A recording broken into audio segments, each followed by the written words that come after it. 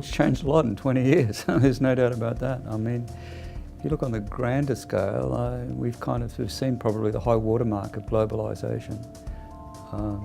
Obviously, the emergence of China as the manufacturing centre of the world has occurred in the last 20 years.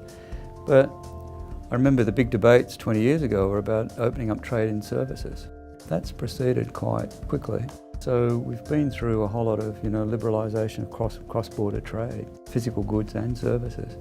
How that technology's been applied to business has changed dramatically in the last 20 years. The concepts of offline to online business, etc., were not even heard of.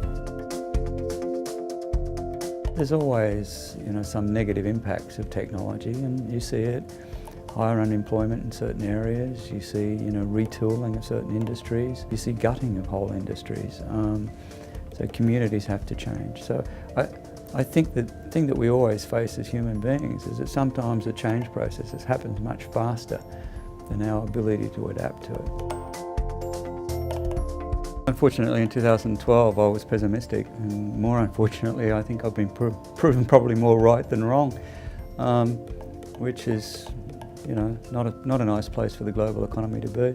If I kind of look at surprises, I think that the pace at which globally we adopted globalisation, maybe in hindsight we could have gone a little bit slower and we could have allowed the adjustments to flow through a bit better.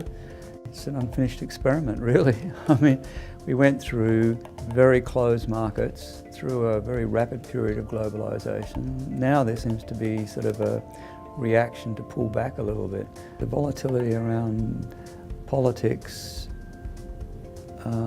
racial tension, terrorism, religious tension. I mean, this is not something that's not in the realm of businessmen to fix. We organise our civilisations around having leaders, governments get together and kind of sort out a way of dealing with these things.